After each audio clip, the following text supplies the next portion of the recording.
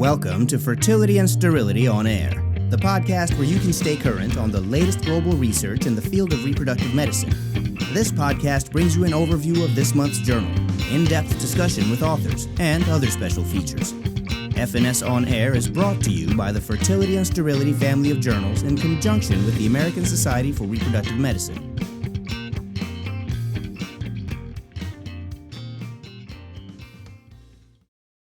Hi, and welcome back to another episode of F&S Unplugged. I'm Pietro Bortoletto, media editor for F&S Reports and interactive associate-in-chief for Fertility and Sterility.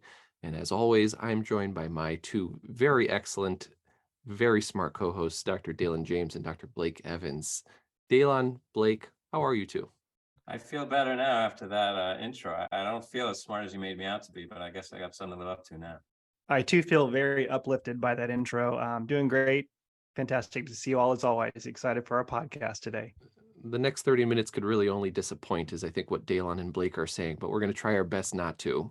Today we have kind of a pseudo theme to the podcast. 2 out of the 3 articles we're going to be discussing have something to do with COVID, and then one that really has to do with REIs and embryo transfers in general. But let's start with COVID. Blake, you have a great review article that's coming out from F&S Reviews. I'm hoping you could tell us a little bit more about it. Thanks, Pietro. I'm very excited to introduce 2 of our guests today, one of which is the senior author and one of which is the first author on this paper. So we'll start by just briefly introducing Dr. Alicia Christy. She is the Deputy Directive of Veterans Health Administration in Washington, D.C., and is also faculty at the NIH REI program. And a side fun fact, she helped me publish my very first paper as I was a wee little PGY1. So thank you, Dr. Christy, for that. And we also have Dr. Jasmine Ali today, who we were co-fellows at the NIH together. She is finishing up her last year in the combined genetics and REI fellowship program at the NIH. So today we're going to be discussing the recently published paper in F&S Reviews entitled "The Impact of Coronavirus on Reproduction, Contraceptive Access, Pregnancy Rates, Pregnancy Delay, and the Role of Vaccination." So Dr. Ali, Dr. Christy, please fill us in on your paper. I'll start and then Dr. Ali can add. I think this is a very timely topic for 2 reasons. One, there's been a recommendation for fall boosters, and so COVID-19 vaccination and pandemic issues are topics of great relevance. The other is, post the Dobbs decision, one of the things that we addressed in this paper, and it was pre the Dobbs decision, is access to abortion care during the pandemic. And so as a result of the recent Supreme Court decision, there are a number of restrictions. And so the paper does discuss ways in which you can maintain access to abortion care. And so I'll let Dr. Ali talk more about that. Sure, thank you so much for having us. The premise of our paper was really to examine the impact of COVID on specific areas of reproduction. We focused on global sentiments around conception, such as desires to conceive, delaying pregnancy, seeking out oocyte cryopreservation during the pandemic, but more importantly, we focused on the impact of the pandemic on access to contraception, access to abortion care, and unintended pregnancy rates. So although there's been an arguable kind of recovery from the virus, we're far from recovery with respect to the problems of access to contraception and healthcare, specifically in the current post-Dobbs political climate. So this paper was, as Dr. Christy said, a timely opportunity for us to review the very relevant impacts of limiting contraception access and abortion care. So the first half of the paper collates the current data we have regarding the impact of the virus on reproduction, and the latter half is focusing on how we can use this information and insight to improve on future responses, and also how specifically we can use the insight to provide a more targeted approach for the most vulnerable populations who are affected.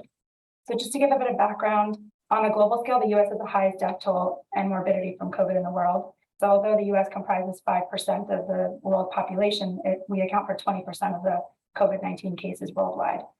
Within the US, the COVID-19 infection rates, hospitalizations, and deaths are disproportionately higher among Black, Hispanic, and American Indian populations. Therefore, the effects on reproductive health will be exacerbated in these communities.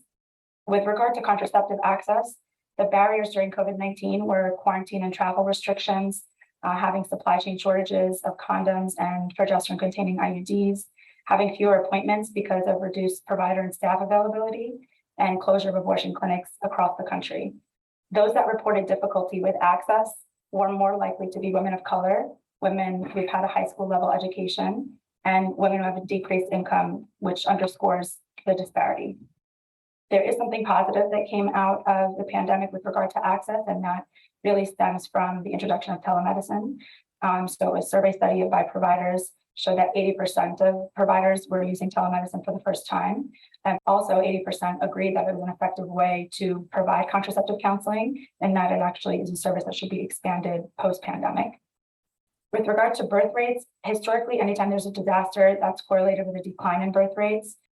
How steep the decline is really depends on the severity of the crisis and what the economic status is at the time. So during the Spanish flu, the birth rate declined because of the crisis, but the economy was supported by the ongoing war, and that economic stability counteracted the pandemic-driven decline in birth. In contrast with COVID-19, we have both the pandemic and economic instability, so that it's likely to result in a decrease in pregnancy and birth rates that will persist for long periods of time. 34% of women during this pandemic indicated that they delayed their pregnancy as a result of the pandemic. But congruent with that delay in pregnancy, more women in the US actually sought out oocyte cryopreservation, with 50% of clinics saying that they had a higher number of freezing oocyte cycles in 2020 compared to 2019. The pandemic really offered the window of opportunity to develop strategies to balance the negative effects that occurred on reproductive health. We discussed 4 strategies in the paper. The first is to increase access and reimbursement for telehealth visits. The second is to increase access to medical abortions via the no-touch policy program, which is essentially giving a mifepristone without an ultrasound via telehealth appointment to patients who meet certain criteria. The third strategy is to increase vaccination in pregnant women. And the fourth is to increase vaccination in the general population by addressing vaccine hesitancy and debunking some of the myths that are propagating in the communities. So in conclusion, it's evident that the pandemic has affected reproductive health in the US via multiple mechanisms. As the United States continues to have disproportionately high number of COVID cases and deaths, the duration of these negative effects will be protracted. Unfortunately, women of color and women in more vulnerable groups are disproportionately affected in each of the subsections of reproductive health that we examined in this review. But the pandemic does present an opportunity for us to implement strategies to potentially counteract some of the negative effects on reproductive health that have occurred because of the pandemic. Well, Jasmine, thank you very much for that summary. There's just so many different things with regard to the pandemic and how it relates to our patients on a daily basis. And so I found it really interesting to have or see all of this unfolded and read about it in the paper. And although the approach of having these virtual medical abortion visits in patients, it seems like a great idea. I'm just curious as to your thoughts now that Roe versus Wade is overturned. And my thought immediately was, can a patient still have access to that in a state where abortions are now illegal? Would that be a criminal act, for example, for a physician who's in a state where it's legal, providing services for someone in another state? Curious as to your thoughts on that. Yeah, I think that those thoughts are occurring amongst many of us in the field, and OBs and REIs and all medical practitioners alike. So I think it's a super important question. I think right now there isn't much clarity on the independent state regulated rules surrounding abortions, and definitely not any clarity on the ability for telehealth. From my understanding, if that state dictates that abortion clinics in their region are not approved, telehealth visits that would be conducted via that clinic are also not approved. So I think it's just going to be largely dependent on state by state regulations. ASRM has an Inspire tool to help us figure out how we can advocate in our individual and state levels. And I think that is the best thing we can do. I agree with everything Dr. Ali said. I think another important consideration is women who have complications of pregnancy that require pregnancy termination, such as incomplete abortion or ectopic pregnancy. And these women are also at risk of being denied emergent medical care that they need. And we've done a real disservice to physicians by not clarifying what the restrictions are and how they directly impact medical care, especially emergent medical care. And I think there are some efforts by the administration through the EMTALA and through Health and Human Services to make sure that they preserve emergent services that require pregnancy termination as part of emergent treatment. And I think that's going to be a critical issue as well. And I think historically, in countries where they have a limited abortion access, more women die. And I am afraid that that is what we're going to see as well. Unfortunately, you're probably right. And it's scary to think of being in this position. And it's such a trying time for us as physicians as well, not even be able to adequately provide care to our patients as we have been just very recently. So another question I have too is, we have now, with regard to COVID and reproduction and pregnancy and infertility treatments, dare I say, a wealth of data and studies that have been published at this point, largely of which have reassured the safety of vaccines in pregnancy, have reassured the safety of patients undergoing fertility treatments. And so despite all of that, we still are trying day in and day out to try and convince patients that they need to trust us as physicians, trust the data, trust the science, but there's still so much distrust out there. I really like table 2 in your paper. We really enjoy a nice table on our podcast, as we've discussed in the past. I know Daylon gets super excited about those tables, and he's really aspiring to one day become a clinician with these tables. But I'm just curious as to what you all think in regards to what can we do as physicians, as providers, to help trust? One of the things is we have to combat the misinformation. And one of the things that I was tasked with doing in my position was creating a reproductive health and COVID-19 vaccination toolkit for providers. And I had an opportunity to serve on 3 different COVID-19 work groups where the focus was encouraging vaccination. And there was an interesting article that was published about the use of Twitter by medical professionals to combat misinformation. And so I think that's going to be a very critical piece as we look towards the fall and the recommendation for an additional booster. There was a recent study, I don't believe the work has been published yet, in the ACOG newsletter, information that was presented at a meeting. It was a survey study of OBGYN providers. And the overwhelming majority, 98%, supported and encouraged vaccination. But the vaccination rate for pregnant women is around 20% and really hasn't improved despite the increasing scientific knowledge we have about the safety. Excellent. Well, Dr. Christy, Dr. Ali, thank you so much for joining us on our podcast today. It was an absolute pleasure to see you all, even though albeit virtually. It's still great to see you guys. Thank you so much. And to all of our listeners, as usual, please go back and take a look at this article and the wonderful tables. All right. Well, taking a cue from the COVID-themed article in F&S Reviews, F&S Science also happens to have something COVID tangential, not necessarily COVID-19 specific. Daylon, tell us a little bit about what is coming out in your journal. Yes, I would call this COVID adjacent, but this for me is the real silver lining of the pandemic. And it follows, I think, really well. Nice segue from that comprehensive review. Did a great job, in my opinion, of describing how multifaceted the impact of COVID-19 is on reproductive health and access to care.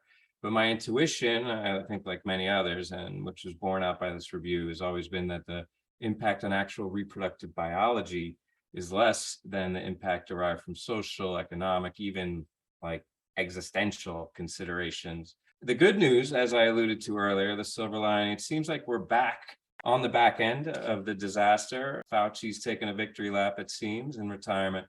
And I'm optimistic that future pandemics, although they may be inevitable, will be managed with less collateral damage. But scientists and science enthusiasts, for them, the news is even better because the extreme and universal imposition of behavioral modification across the globe is a dream come true for A/B testing, right? And the early studies in the forthcoming wave are starting to pour in.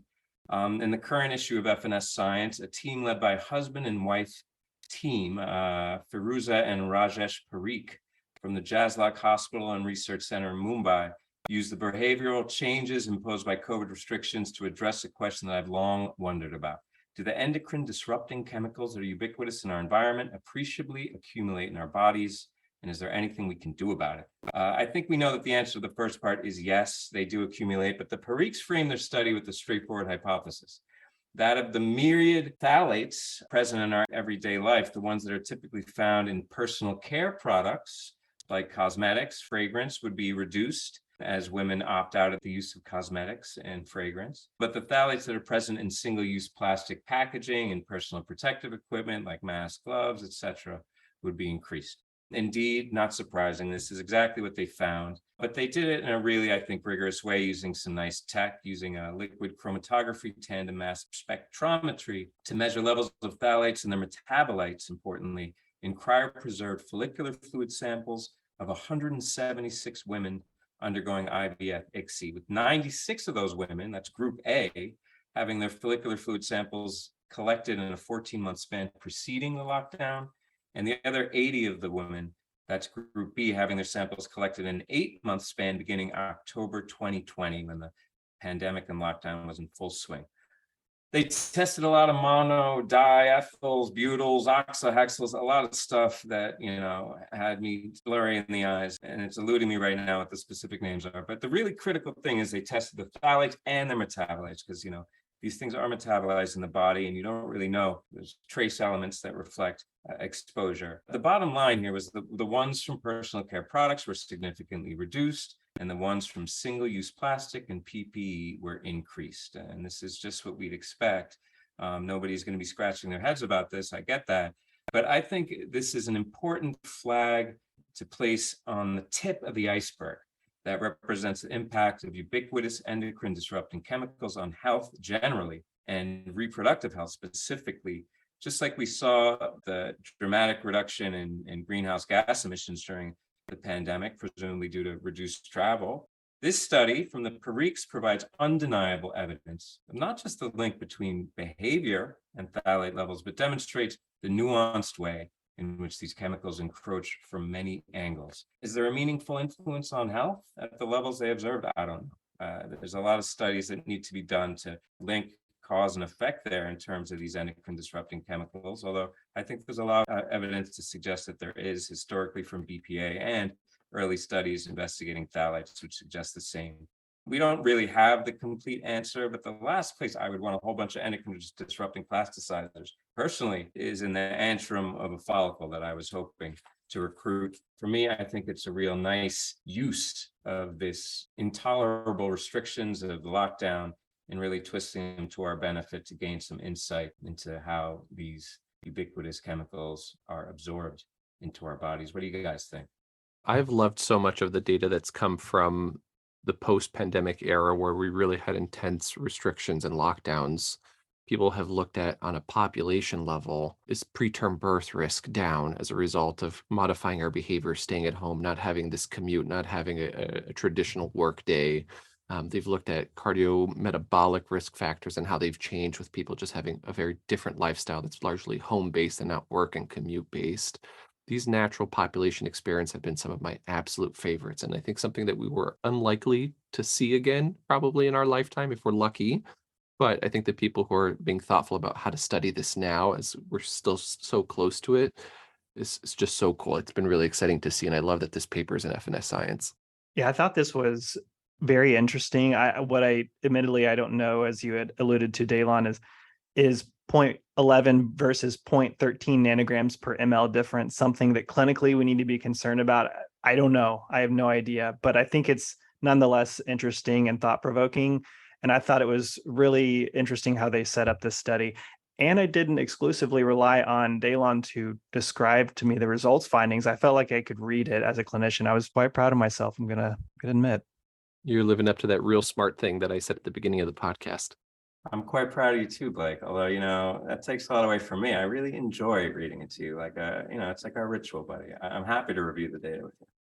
Well, let's round out the podcast with talking about a non-COVID-19 related article. And I have a great article from F&S Reports, a recent edition, that's talking about simulation training for embryo transfers. This is a paper entitled Simulation-Based Training for Embryo Transfers for Clinicians with Differing Levels of Expertise by first author Katie Baker, who was a former resident at the Beth Israel Deaconess Program and now an REI Fellow at Brown University, and senior author Tom Toth, who is attending in my practice at Boston IVF.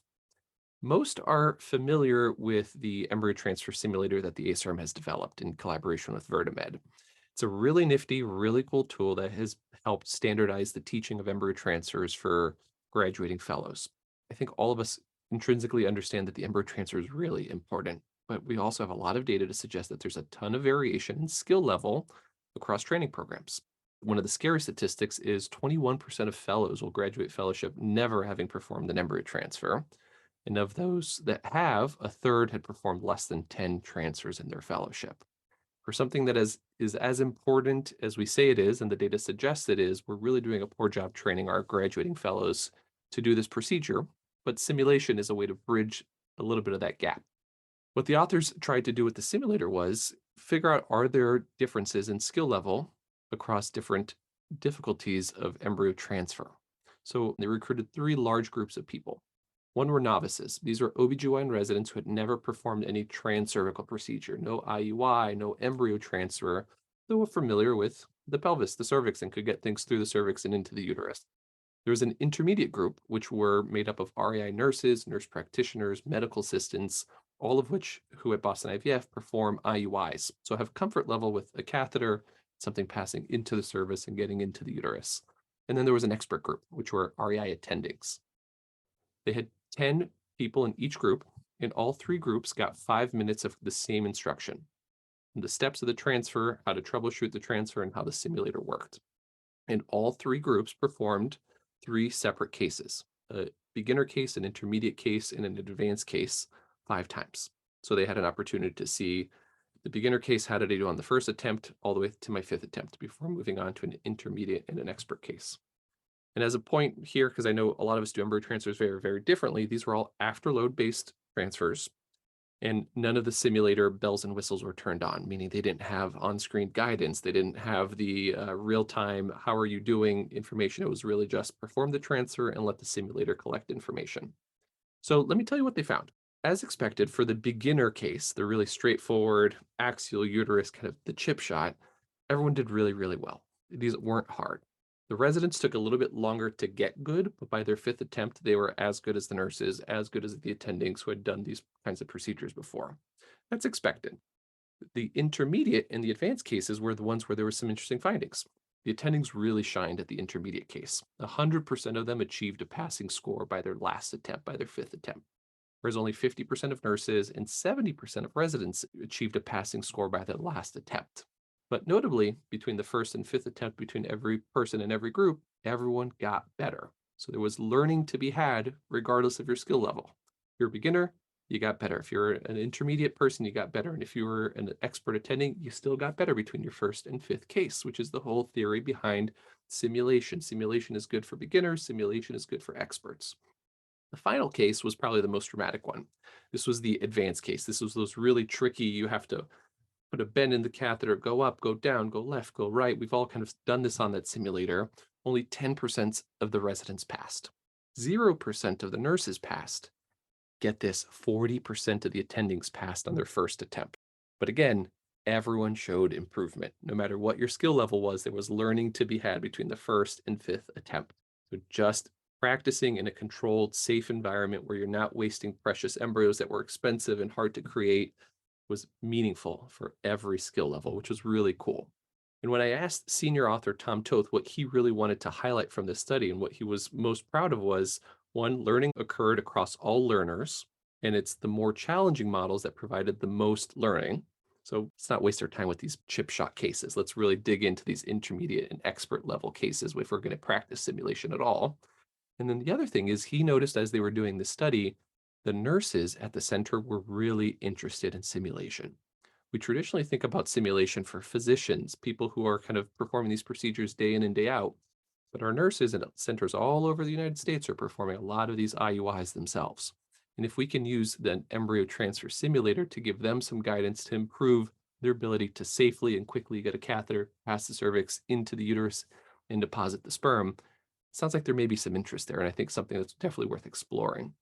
And finally, the embryologist really loved the idea that you could measure where the catheter is, how fast you're plunging the catheter, and all of the data that you can get from this simulator. And I'll say that at Boston IVF, my center, everything is afterload. The embryologist delivers the plunge, and all of this is done under ultrasound guidance. The thought being that you minimize the time that the embryo is outside of the incubator and not in the uterine cavity. I know that if I were to ask Blake, if I were to ask Molly Cornfield, our producer, who's a fellow at OHSU, you would probably tell me two different answers for how your center performs embryo transfers. But Blake, let me ask you, do you have any experience with the simulator? Now being an attending, this makes sense to you that people would learn and get better? I do. I have done the course, the full course when Dr. Kudaferis, Dr. Seegers had traveled, and we went to do that in Baltimore, close to where our fellowship program was. And I've also done it at a couple of the fellowship conferences. So I do think it's a fantastic tool. It's very helpful. I really think it's something important to do. It doesn't completely take into effect when you're actually doing a transfer and it's on a real person with a real embryo, your nerves that come into play as well. So I still think it's crucial to learn during fellowship training, but I still think this is a fantastic tool and a great course if anyone out there has not taken it yet. But I think it's becoming more and more common for all fellowship programs to have their fellows do it at some point. And Daylon, this may be a way for you to actually get your wish of trying to use some of what you're learning in this podcast to venture into the clinician world. Let's get you on the simulator, see how you do, see if those pipetting hands from your lab work translate.